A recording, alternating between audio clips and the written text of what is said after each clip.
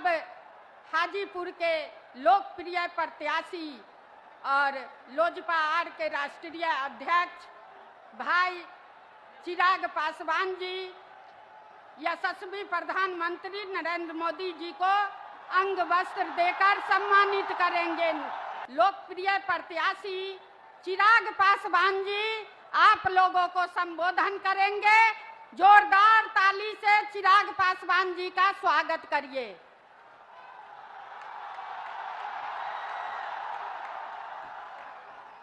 साथियों, प्रधानमंत्री जी के व्यस्ततम कार्यक्रम का हम लोग सम्मान करते हुए मैं पूरे मंच को एक साथ संबोधित करते हुए हमारे प्रधानमंत्री आदरणीय नरेंद्र मोदी जी का हाजीपुर की इस पावन धरती पर हम सब जोरदार तालियों से हम लोग स्वागत करें।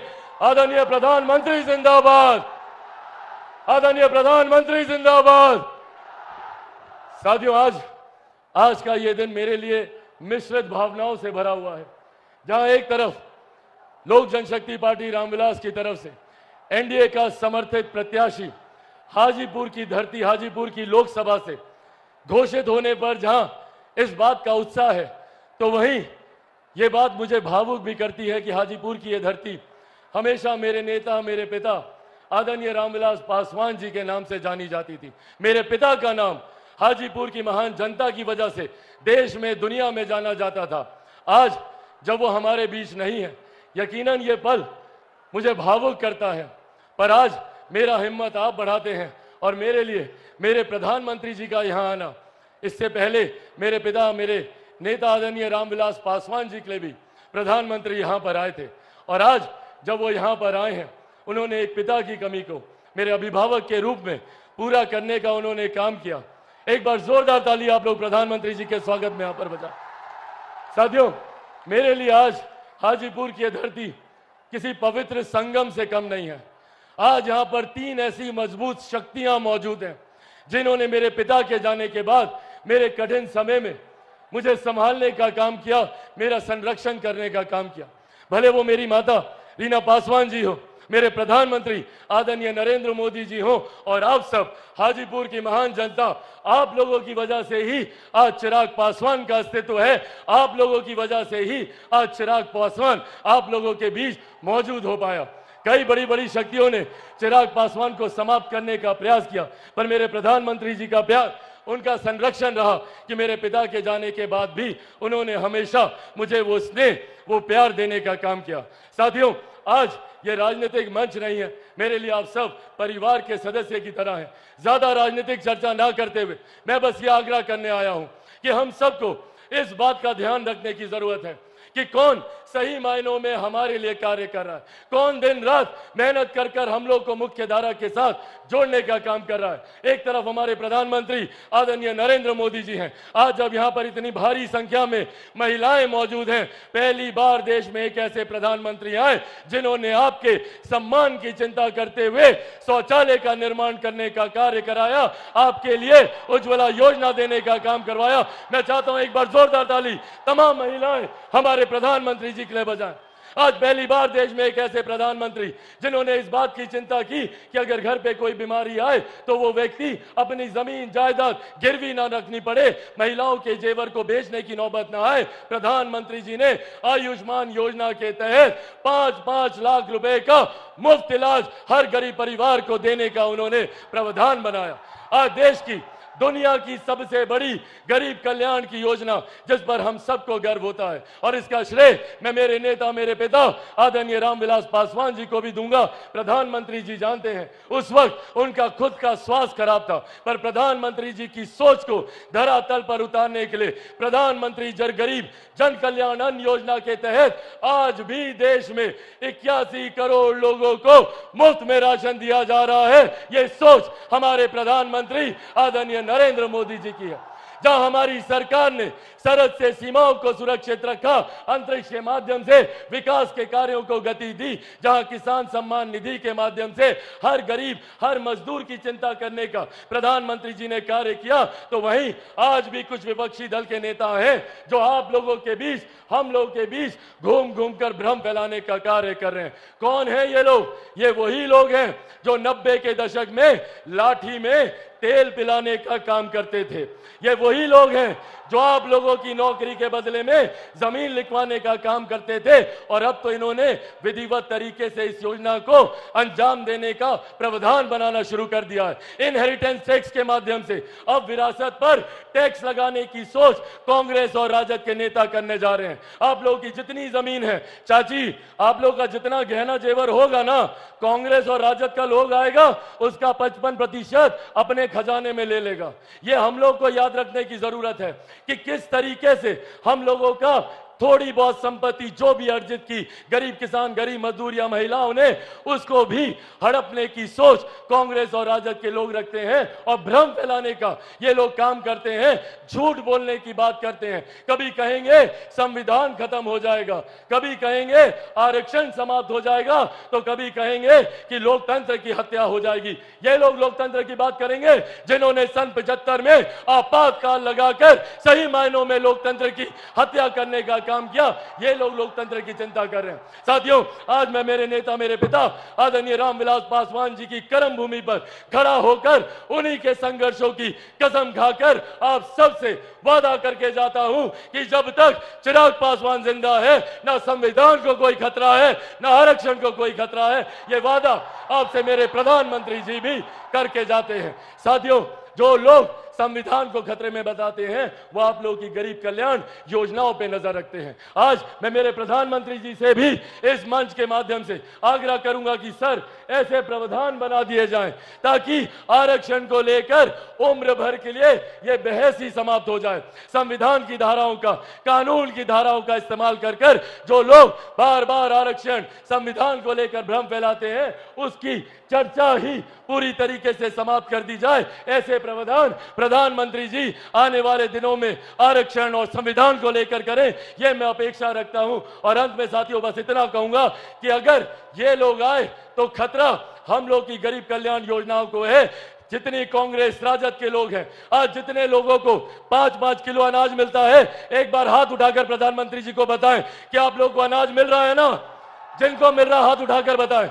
अगर कांग्रेस के लोग आए, राजद के लोग आए, तो ये लोग ये अनाज मिलना बंद करा देंगे। आयुष्मान योजना को ये लोग बंद करा देंगे, क्योंकि ये लोग चाहते हैं कि गरीब गरीब रहे। और दूसरी तरफ हमारे प्रधानमंत्री जी ने 2047 तक भारत को एक विकसित देश बनाने का लक्ष्य रखा है। आइए हम सब मिलकर प्रधानमंत्री जी के इस लक्ष्य में अपना महत्वपूर्ण योगदान दें। और एक बार अंत में जोरदार ऐसी ताली बजाइए कि हम सबको, प्रधानमंत्री जी को हम सब विश्वास दिला सकें कि बिहार से 40 की 40 सीटें हम लोग प्रधानमंत्री जी को देने जा रहे हैं।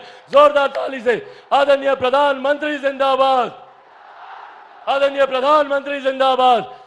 अंत में साथियों पुनः मेरे पिता की इस धरती को मैं नमन करते हुए अपने पिता को एक बार फिर से इस मंच से श्रद्धांजलि देता हूं। मेरी मां, मेरी ताकत यहां पर मौजूद है, एक बार उनको इन चरणों में भी नमन करते हुए आदरणीय रामविलास पासवान अमर रहे, आदरणीय रामविलास पासवान अमर रहे, एनडीए गठबंधन जिंदाबाद। बहुत बहुत धन्यवाद साथियों, जय हिंद। अब भारत के माताओं बहनों और युवा दिलों का धड़कन, विकास पुरुष और भारत को विश्व पटल पर ले जाने वाले, नारी शक्ति बंधन के तहत महिला को मान सम्मान दिलाने वाले, वैसे हमारे आदरणीय प्रधानमंत्री नरेंद्र मोदी जी अब आपके बीच बात करें। भारत माता की, भारत माता की। पूरा दुनिया के गणतंत्र के मतलब बतावे, आज सिखावे वाला हाजीपुर के ई महान धरती के प्रणाम करहित हते। आज देश में चौथे चरण के लिए मतदान हो रहा है।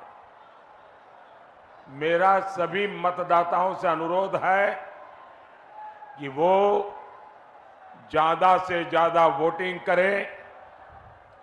ये चुनाव लोकतंत्र के एक महापर्व होता है और ज्यादा मतदान इसकी शोभा और बढ़ा देता है और आपका एक एक वोट ये हमारे लोकतंत्र का गहना बन जाता है। साथियों, ये भगवान महावीर की धरती है, ये भगवान बुद्ध की धरती है, ये वो धरती है जहां लोकतंत्र की भी जड़ें हैं और ये वो धरती है वहां राम चौरा मंदिर भी है और मान्यता है कि यहां हमारे प्रभु श्री राम के चरण पड़े थे। इसलिए हाजीपुर आकर आपसे आशीर्वाद लेना मेरे लिए बहुत बड़ा सौभाग्य है। साथियों, ये पहला लोकसभा चुनाव है जब हम स्वर्गीय रामविलास पासवान जी की अनुपस्थिति में लड़ रहे हैं। रामविलास जी सामाजिक न्याय के सच्चे साधक थे और हाजीपुर के प्रति उनका लगाव, हाजीपुर के प्रति उनका समर्पण ये हमेशा हमेशा याद रहेगा। हाजीपुर के लिए, उनके सपनों को पूरा करने के लिए हम सब संकल्पबद्ध हैं। साथियों, 4 जून बहुत दूर नहीं है। 4 जून को सुबह के इस समय सबकी नजर टीवी पर होगी, रेडियो पर होगी, सोशल मीडिया खंगालते होंगे और आप जो आशीर्वाद दे रहे हैं वो 4 जून को एक के बाद एक भाजपा एनडीए के विजय की ओर आगे बढ़ता जाएगा। और चुनाव के परिणाम क्या कहेंगे? चुनाव के परिणाम क्या कहेंगे? फिर एक बार, फिर एक बार, फिर एक बार एनडीए को दिया। आपका वोट केंद्र में मोदी की मजबूत सरकार बनाएगा। आरजेडी, कांग्रेस या इंडिया अलायंस को तो अगर किसी ने गलती से भी बटन दबा दिया ना तो उसका वोट तो बेकार जाना जाना तय है। और बिहार के लोग तो समझदार है, वो बेकार जाने वाली चीज कभी करते ही नहीं है और इसलिए अपना वोट सरकार बनाने के लिए दीजिए, देश बनाने के लिए दीजिए, आपके भविष्य के लिए, आपके बच्चों के उज्जवल भविष्य के लिए दीजिए। आपका वोट एनडीए को दीजिए। साथियों, बिहार के लोगों के सामर्थ्य और बिहार के लोगों की समझदारी का मैं बहुत सम्मान करता हूं, लेकिन मुझे ये देखकर दुख भी होता है कि सामाजिक न्याय के नाम पर लालटेन वालों ने बिहार में कितनी अंधेर गर्दी फैलाई इन लोगों ने बिहार के लोगों को गरीब और अभाव में धकेल दिया, जंगल राज दिया। इन लोगों ने सबको बर्बाद किया और खुद अपने आलीशान महल खड़े कर दिए। क्या ऐसे लोग बिहार का कभी भी भला कर सकते हैं क्या? कर सकते हैं क्या? आरजेडी कांग्रेस में बिहार को आगे बढ़ाने की इच्छा शक्ति ही नहीं है।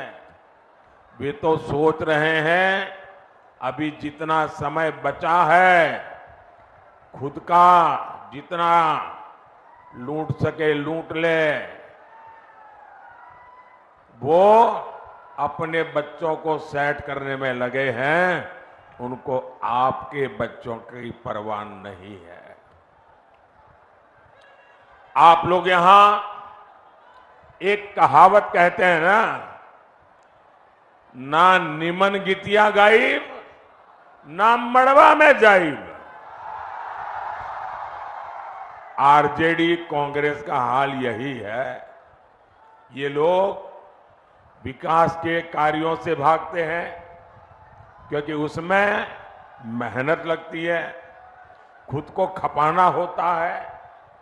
इन लोगों के नकारे पन्ने बिहार के कई अमूल्य दशक बर्बाद किए हैं।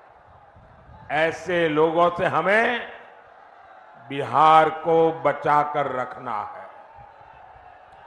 भाई और बहनों, आरजेडी हो, कांग्रेस हो, इन दोनों पार्टियों ने अब तुष्टीकरण को अपना सबसे बड़ा राजनीतिक हथियार बनाया है। आजकल आप देखते होंगे इंडी अलायंस का हर दल राम मंदिर के लिए बद्दी बद्दी बातें कर रहा है। राम मंदिर को गाली देकर, उसका बहिष्कार करके ये आपको चिढ़ा रहे हैं। क्या ऐसे लोगों को आप माफ करेंगे क्या? ऐसे लोगों को कोई माफ कर सकता है क्या? साथियों, आरजेडी कांग्रेस की प्राथमिकता आप लोग नहीं है, बल्कि उनका अपना वोट बैंक ही है। अभी आपने सुना होगा बिहार में जंगल राज लाने वाले जो व्यक्ति है, जो चारा घोटाले में अदालत ने सजा की हुई है, गुनहगार माना है, उन्होंने अभी अभी एक बयान दिया। उन्होंने कहा कि मुसलमानों को आरक्षण दिया जाना चाहिए और वो भी पूरा का पूरा, यानी दलितों, पिछड़ों, आदिवासियों को मिलने वाला पूरा आरक्षण ये अब सिर्फ मुसलमानों को देना चाहते हैं। भाइयों बहनों, मैं भी आप ही तरह अति पिछड़े समाज से आता हूं। मैं जानता हूं ऐसा सुनकर के उनकी बेचैनी कितनी बढ़ जाती है।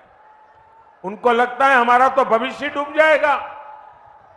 हमारे दलित भाई बहन, हमारे आदिवासी भाई बहन, हमारे पिछड़े, हमारे अति पिछड़े, अगर धर्म के आधार पर आरक्षण के नाम पर उनको बाबा साहब ने जो अधिकार दिया है, संविधान ने जो अधिकार दिया है, वो अगर लूट लिया जाएगा तो इनकी तो आने वाली सारी पीढ़ियां बर्बाद हो जाएगी।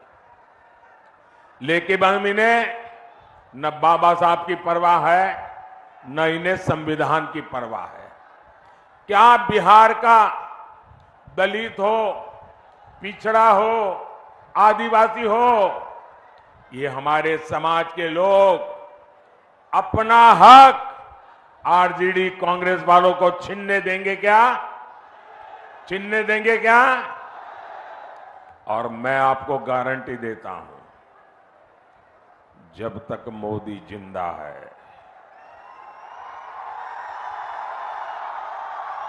ये आपके अधिकारों पर डाका नहीं डाल सकते। ये आपके आरक्षण को छीन नहीं सकते।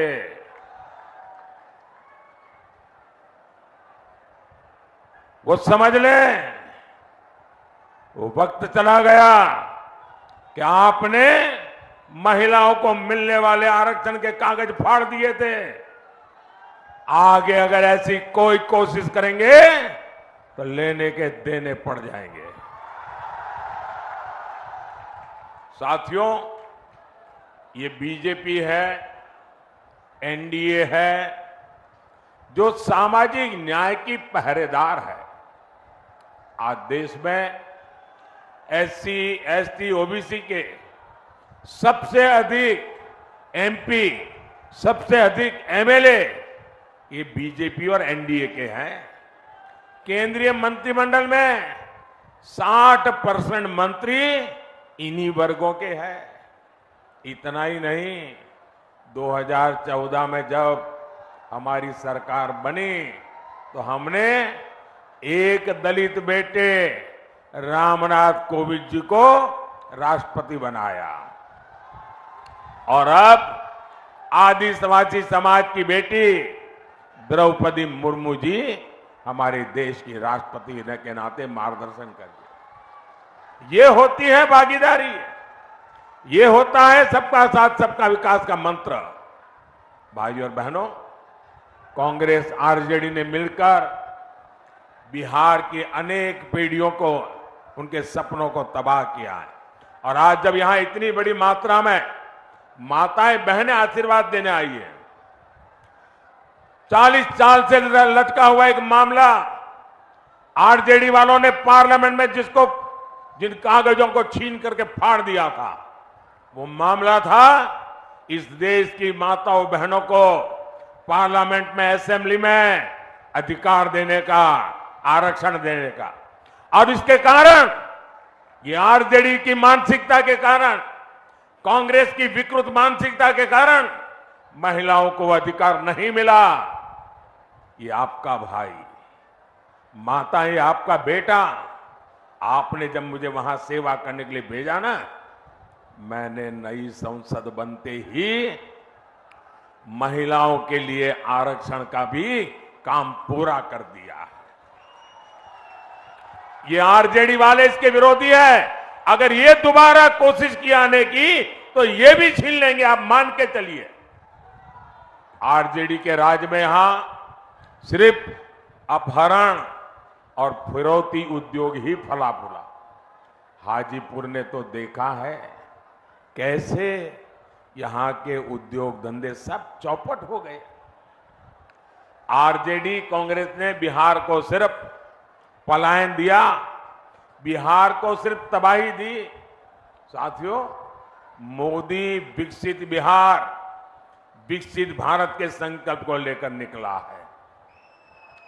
और मोदी का, एनडीए का ट्रैक रिकॉर्ड क्या है? हमारा ट्रैक रिकॉर्ड भ्रष्टाचारियों को खोज करके सजा देने का है। मैं देश को, आप लोगों को एक आंकड़ा देता हूं, आप लोग ध्यान से सुनेंगे आंकड़ा, ये आपको काम आएगा। ये जो टीवी पर हम नोटों के पहाड़ देखते हैं ना, ये राजनेताओं के यहां से पकड़े जाते हैं। ये गरीब का पैसा है और ये गरीब के पैसों की लूट मुझे सोने नहीं देती है। भाइयों, जब केंद्र में ये आरजेडी और कांग्रेस वाले सरकार चलाते थे, तब ये ईडी जो कर रहे हैं ना, ये क्यों चिल्ला रहे हैं मैं बताता हूं।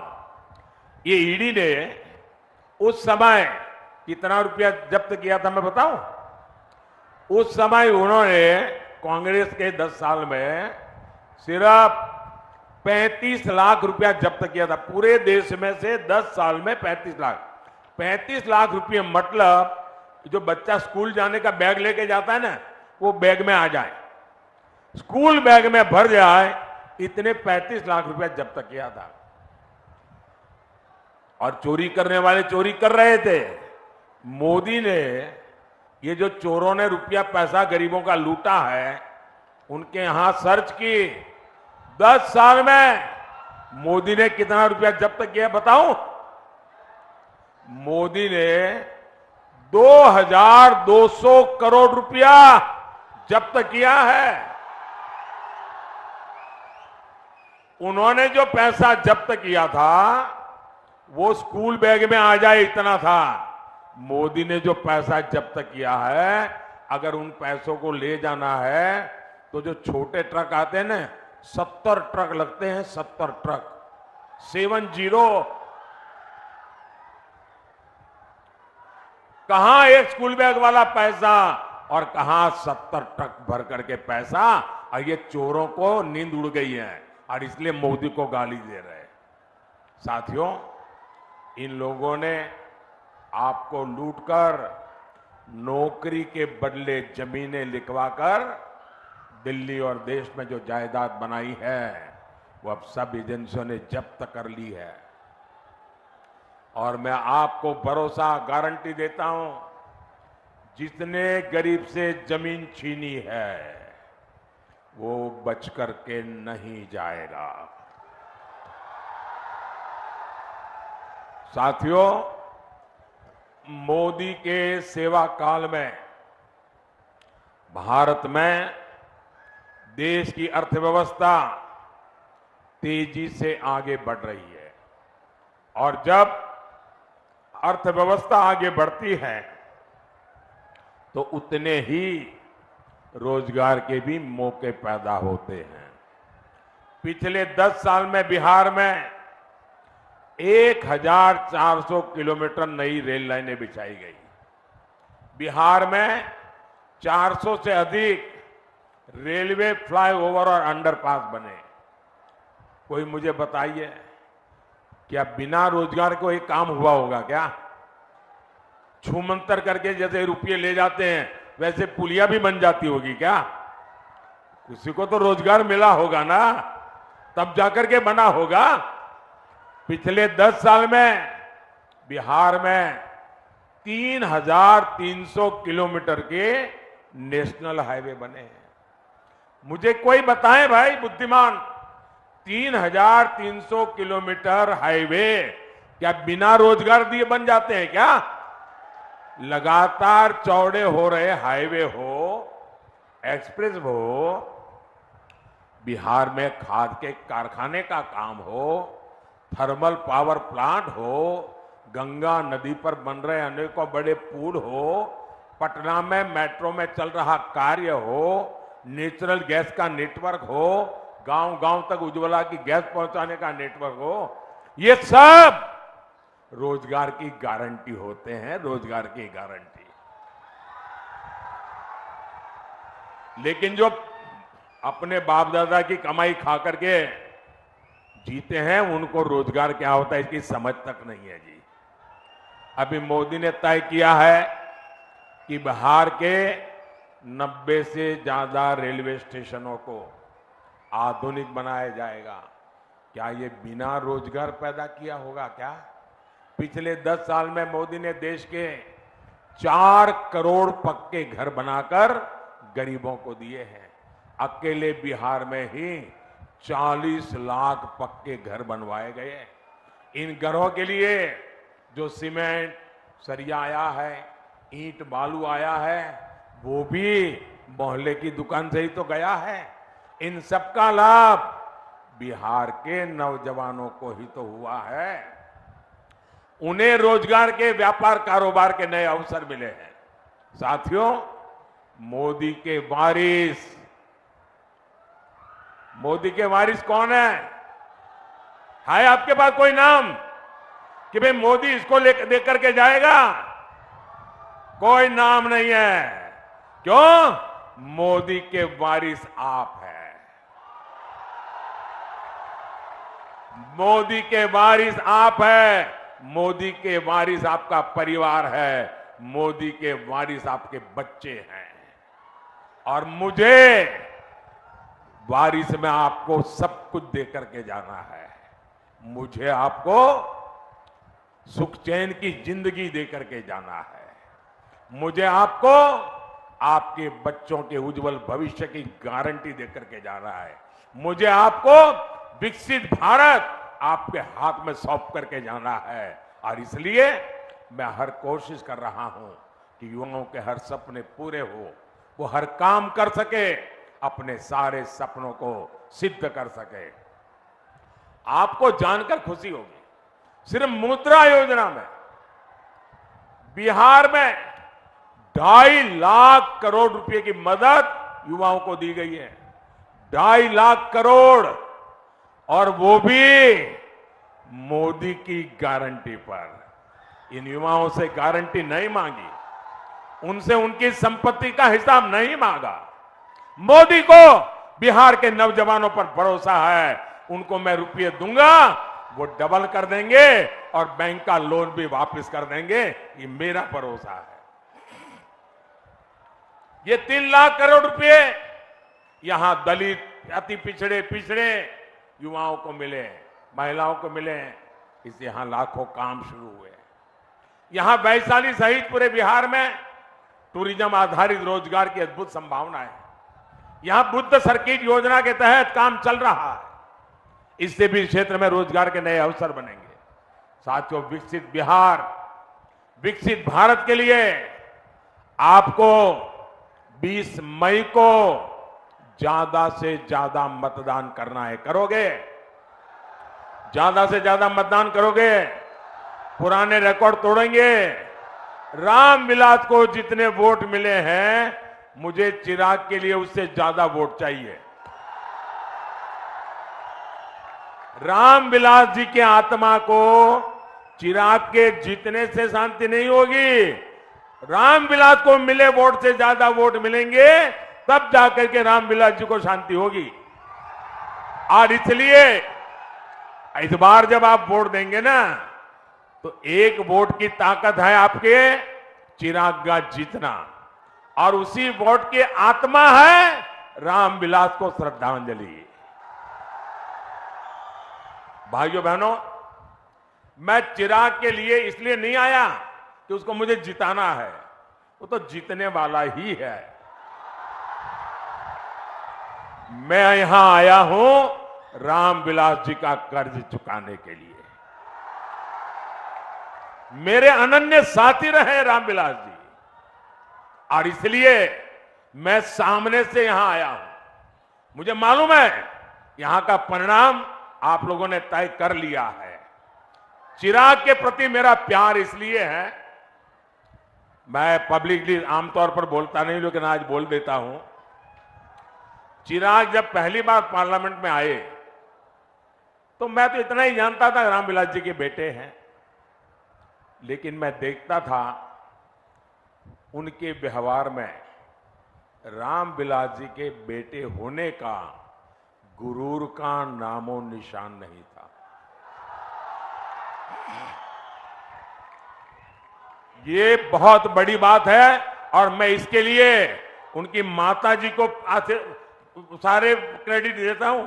आपने इसको ऐसा संस्कार दिया, गुरूर का नामो निशान नहीं। दूसरी बात, मैंने एक बार हमारी कैबिनेट में कही थी, शायद चिराग को भी पता नहीं होगा, रामविलास जी कैबिनेट में थे। मैंने कहा कि मैं देखता हूं कि चिराग जब पार्लियामेंट चलती है, वो पूरे दिन सदन में बैठता है। सॉरी, मैं जरा तूतारी कर देता हूं कि मैंने उसको बेटे की तरह देखा है, वरना वो हमारे माननीय सांसद है। पूरा समय पार्लियामेंट में वो बैठते थे, 14 से 19। मैंने कैबिनेट में कहा, मैंने कहा देखिए भाई, इस बच्चे में सीखने की, जानने की इतनी लगन है, वो एक एमपी के रूप में इतना कोशिश कर रहा है सीखने की, और मैं मानता हूं एक सांसद के रूप में चिराग सफल सांसद है। आपके इस बिहार के सच्चे प्रतिनिधि है, और इसलिए आप जब चिराग को वोट देंगे ना, तो वो वोट सीधा सीधा मोदी के खाते में जाएगा। अच्छा, मेरा एक काम करेंगे, जरा सब बताइए, मेरा एक काम करेंगे। ऐसे नहीं, चिराग की बात कर रहा हूं तो बड़ा उत्साह आ जाता है, मेरी बात करता हूं ठंडे पड़ जाते हो। जरा हाथ ऊपर करके बताइए, मेरा काम करोगे? देखिए, यहां से जाने के बाद ज्यादा से ज्यादा घरों में जाइए, ज्यादा से ज्यादा परिवारों में जाइए और जाकर के कहिए कि मोदी जी आए थे, मोदी जी ने आपको जय श्री राम कहा है, मेरा जय श्री राम पहुंचा दीजिए, मेरा जय श्री राम पहुंचा दीजिए। बोलो भारत माता की, भारत माता की, भारत माता की। बहुत बहुत धन्यवाद।